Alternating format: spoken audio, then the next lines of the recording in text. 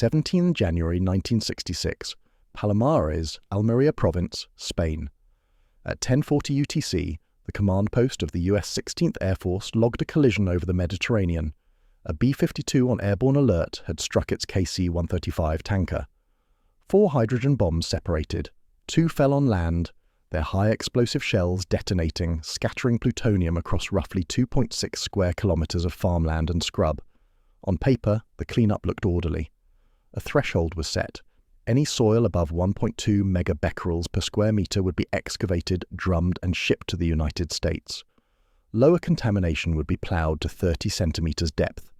On the ground, airmen in disposable coveralls filled thousands of drums by hand. Between 4,800 and 6,000 barrels, roughly 1,400 to 1,700 tons of Spanish soil, crossed the Atlantic to the Savannah River nuclear reservation. One number sat behind the entire operation, a threshold in becquerels per square meter. This number would decide which Spanish fields stayed in place and which became American nuclear waste. Air Force recovery crews stand around a muddy crater in Nahunta Swamp. One Mark 39 hydrogen bomb lies largely intact on the surface, parachute still attached. Its twin has disappeared vertically into saturated soil. Initial public assurances emphasize that there is no hazard in the area. Surface sampling shows no detectable radiation. Internal analyses, however, record that one bomb's arm safe switch was found in the arm position. Only the failure of other stages prevented a full-yield detonation. The Mark 39 Mod 2 is a thermonuclear weapon with a yield of approximately 3.8 megatons. Its mass exceeds 3,000 kilograms. The fuse and arming chain include multiple independent safeguards. A Sandia safety evaluation from 1961 concludes that existing safing pins cannot be relied upon under some breakup conditions. Excavation proceeds to roughly 42 feet before high water table and soil instability halt operations. The deeply buried secondary remains in place. Engineers estimate it rests near 180 feet. In 1962, the United States purchases a 200-foot radius easement, restricting use to shallow agriculture. The deed explicitly bans digging below 5 feet and any structures. Language describes a restricted area dedicated to crops, timber, or pasture only. The government reserves rights of periodic inspection. Goldsboro demonstrates a first cleanup mode, leave fissile material in situ, and manage risk by geometry, access control, and easements, not by soil removal. Within 5 years, another accident would force planners to ask how much contaminated soil could be moved instead. In SAC scheduling charts, airborne alert missions form continuous loops. B-52s loaded with thermonuclear weapons fly ladder routes toward the Arctic and back. Operational doctrine assumes that weapons will either remain secure on the aircraft or be destroyed in ways that do not cause widespread contamination. Goldsboro and other incidents start to undercut this assumption. Operation Chrome Dome is a continuous airborne alert posture with multiple daily sorties over the North Atlantic and Northern Europe. Nuclear-armed aircraft routinely transit Allied airspace, including over Spain and Greenland. The 1953 US-Spain Defense Agreement allows bases and overflights. Growing sensitivity in Spain about nuclear weapons in its airspace creates political tension. Weapons are not designed to be indestructible in fuel-fire scenarios. The combination of high-energy aviation fuel, complex refueling operations, and high explosive encased primaries presents risk. A State Department document on Thule and Palomares describes the requirement to remove contaminated ice and snow as a massive undertaking. Continuous alerts multiply the probability of an accident. When one occurs over friendly territory, cleanup becomes a political as well as a technical problem. By early 1966, Chrome Dome's theoretical accident scenarios would be replaced by a real one over a Spanish farming village. This time, the contamination could not be buried out of sight. Disaster Control Team Logs at Torrejon Air Base. Record confirmation of the collision at 11:22. Major General Delmar Wilson departs for Palomares with specialists. Initial estimates suggest that intact weapons may be located and recovered with limited environmental impact, similar to Goldsboro. 2 bombs' high explosive charges detonate on land, igniting pyrophoric plutonium. A contaminated cloud disperses in approximately 30-knot winds over 2.6 square kilometers of farmland, woods, and residential plots. Early field surveys use portable gamma instruments to locate fragments and hotspots. Alpha spectrometry on soil samples quantifies plutonium surface activity in becquerels per square meter. Spanish authorities are acutely aware of tourism risks. The later stage swim by Minister Manuel Fraga and US Ambassador Angier Biddleduke is planned to reassure the public. The Palomares summary report notes that the accident attracted worldwide interest, emphasizing external scrutiny of the cleanup decisions. Early maps reveal multiple hot patches embedded in productive farmland, a configuration that makes a Goldsboro-style easement solution politically difficult. Within days, planners will need to translate irregular blotches of contamination into simple rules about which hectares of Spain will be physically exported to the United States. Late January through February 1966. Palomares, Spain. Aerial photos and overlaid grids cover a planning table.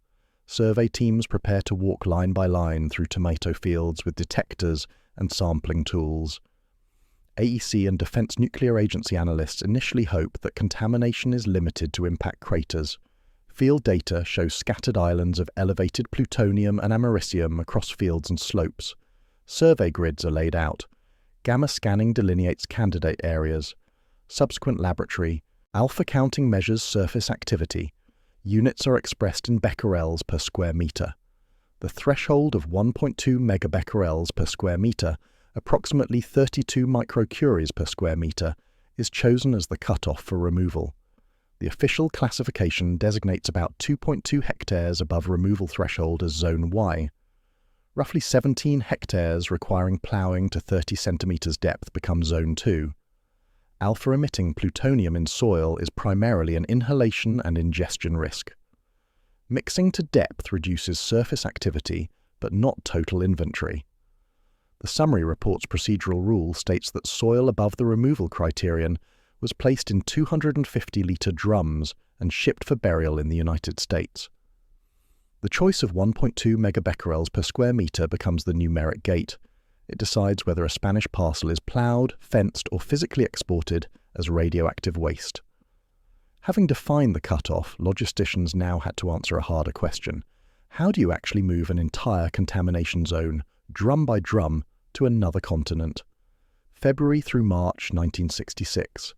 Palomares to Savannah River plant, United States.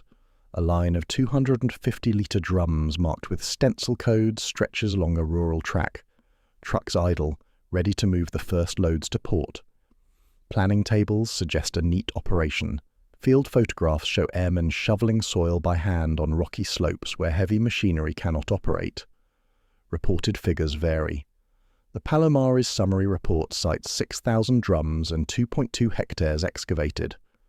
Later accounts cite approximately 4,810 barrels and roughly 1,400 to 1,050 tons of soil.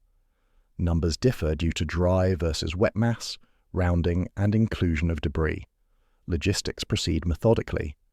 Drums are filled, sealed, and labelled. Convoys move to a Spanish port. Loading onto a US vessel follows. Onward movement to the Savannah River plant for burial and controlled trenches completes the chain.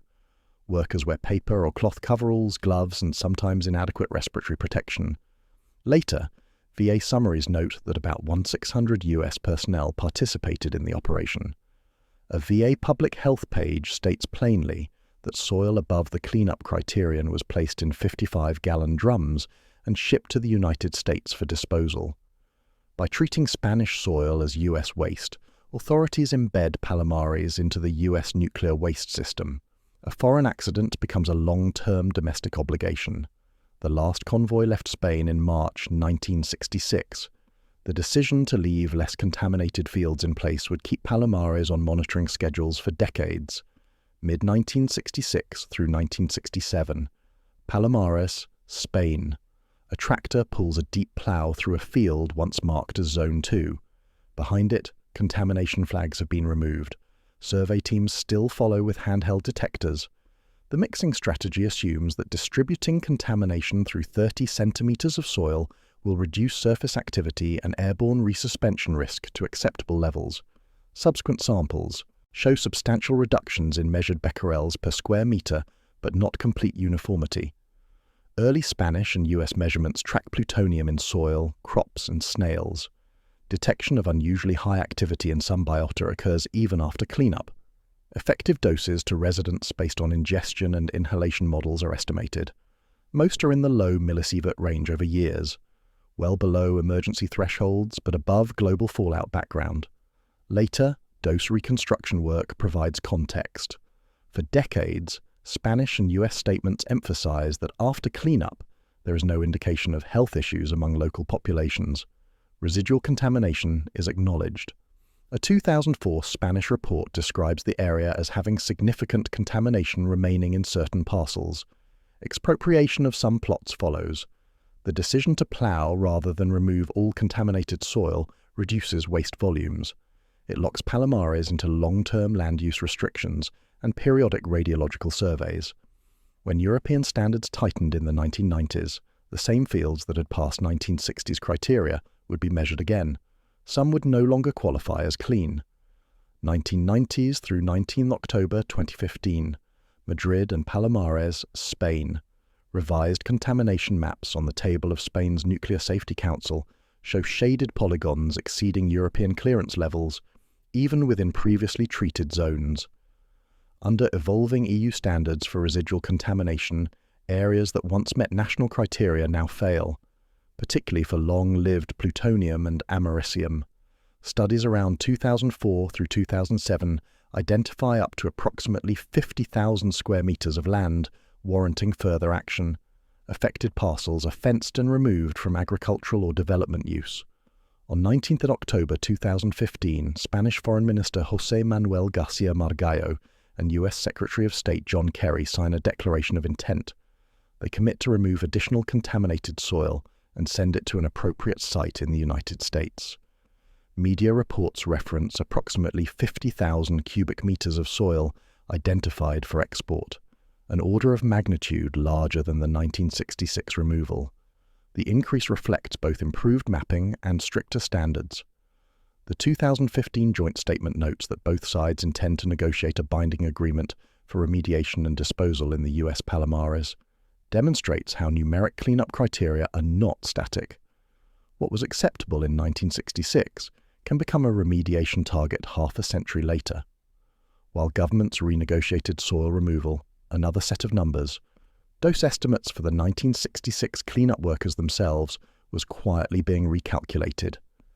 1966 operations, 2020 report, Air Force Safety Center, Kirtland Air Force Base, New Mexico, United States.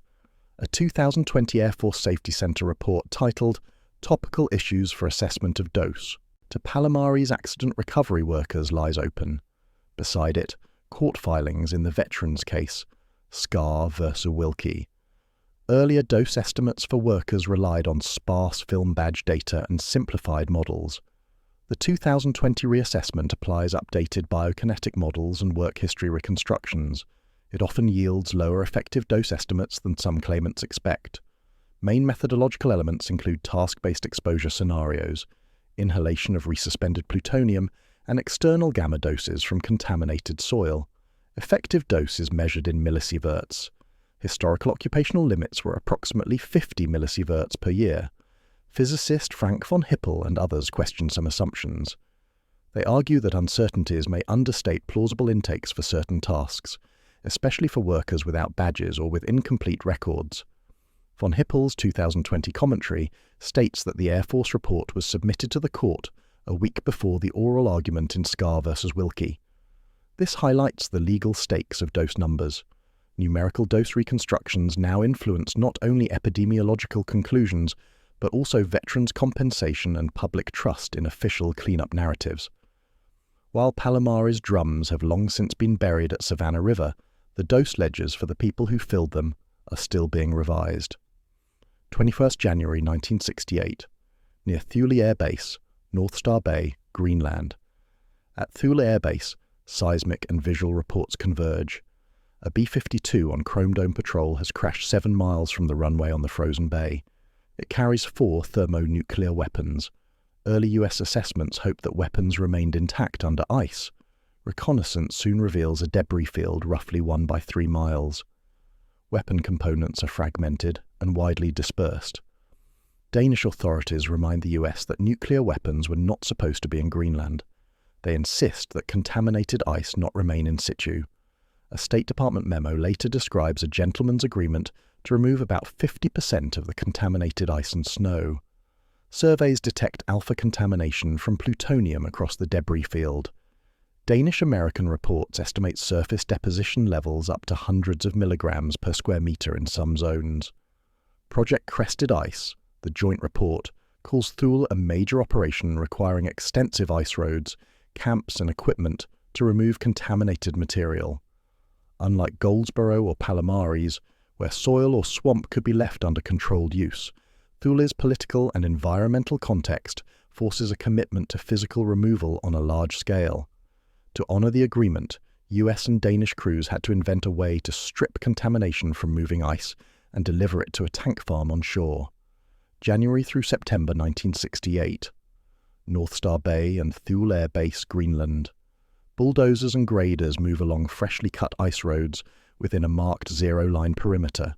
Scraped snow and ice are pushed toward collection points under Arctic twilight. The zero line is the boundary encircling the main contamination field. Camp Hunziker is created as an operations hub with round-the-clock work teams. Contaminated snow and ice are scraped and loaded into wooden boxes. Vehicles transport them to a tank farm on shore. There, they are melted and pumped into large steel tanks for storage until shipping is possible. By September 1968, more than 550,000 US gallons, approximately 2,100 cubic meters, of contaminated meltwater and 30 tanks of miscellaneous material have been collected and shipped to the United States. Air Force records show 9,137 nasal swabs taken. 335 show detectable alpha activity. 756 urine samples reveal no detectable plutonium. None of the recorded intakes exceed permissible limits at the time. One official summary notes that approximately 93% of the estimated contaminated material was removed from the crash area. Thule demonstrates that Broken Arrow cleanup can require building an entire temporary industrial system, from ice roads to tank farms, only to dismantle it once the last tank departs. Even after the tanks left Greenland, questions remained. What doses did local populations receive, and where exactly in the United States did Thule's waste end up? 1969 through 1990s. Copenhagen, Washington, Thule region. Danish health authorities review monitoring data for hunters and local residents. US agencies compile final project reports on crested ice. Official dose reconstructions suggest that Thule cleanup workers' effective doses remained below a few millisieverts. Local residents' doses were a small fraction of 1 millisievert per year, well below intervention levels. Danish workers later report health issues they link to Thule. This leads to compensation debates and further studies. These illustrate the gap between statistical risk estimates and individual perceptions of harm. Together with Palomares, Thule is widely recognized as a key factor in the termination of Operation Chrome Dome. Spain subsequently bans US overflights with nuclear weapons. A 1969 joint Danish-American report underscores that the operation had far-reaching consequences for US-Danish relations. It reflects the political weight of cleanup commitments. Quantitatively small doses and modest waste volumes generate disproportionate strategic impact. They shift NATO nuclear posture and air alert policy. By the early 1970s, the physical cleanups at Goldsboro, Palomares, and Thule were effectively complete. The question of what to do with their waste streams would persist inside the US nuclear complex. Mid-1970s through 2000s. Savannah River site, South Carolina, and US policy offices. A waste inventory sheet at Savannah River lists burial trenches containing foreign contaminated soil from a 1966 aircraft accident, alongside routine production wastes from reactors and separations plants. From a US waste management perspective, Palomares soil and Thule ice are small additions compared to on-site reactor waste. Their political sensitivity is high. Palomares soil was managed as low-level waste in near-surface disposal units. subject to inventory controls and institutional control periods extending for centuries. Later, GAO reviews of defence-related nuclear waste note that changing standards and re-evaluations, such as Spain's 1990s reassessment of Palomares, can retroactively alter how past waste decisions are viewed. A DOE-linked document summarises Palomares as an aircraft accident involving nuclear weapons whose cleanup waste was shipped to a US nuclear materials production facility for burial. Broken Arrow cleanup material, once exported from Spain or Greenland, becomes part of the broader US discussion about legacy waste, long-term stewardship, and site closure criteria. Decades after the last Palomares drums were buried, Spain would again ask the United States to remove contaminated soil, this time not from a crash site, but from fenced land that never left. 19th October 2015 through 7th March 2023, Madrid, Washington, Palomares. Press photos show Kerry and Garcia Margallo signing a statement of intent. 8 years later, Spanish officials publicly ask Washington to honor that promise. They request removal of tens of thousands of cubic meters of remaining contaminated soil. For much of the Cold War, Palomares was presented as a completed cleanup. Re-evaluation against EU standards and new mapping reveals residual contamination requiring renewed action. Core numbers are recapped. Approximately 1,400 to 1,750 tons of Spanish soil and roughly 2,100 cubic meters of Greenland meltwater and ice shipped to the US. About 2.2 hectares excavated and 17 hectares ploughed at Palomares. Roughly 93% of fuel contamination estimated removed. As of the 2020s, fenced parcels, periodic environmental sampling, and dose assessment reports keep Palomares and Thule present in regulatory discussions, even when public attention has faded. A 2015 joint statement records the intention to conduct further remediation of the Palomares site and arrange for disposal of the contaminated soil at an appropriate site in the United States. Broken Arrow cleanups leave 3 parallel ledgers: material shipped, contamination left in place under control, human doses estimated years later. All 3 remain open to revision as standards and politics change. The Palomares and Thule accidents never produced a nuclear detonation. Nearly 60 years later, their cleanup numbers, hectares ploughed, tons shipped, sieverts estimated, still shape policy decisions. In the history of nuclear weapons, broken arrows are often described as contained incidents. Their waste records show that containment in practice is a continuing process, rather than a finished event,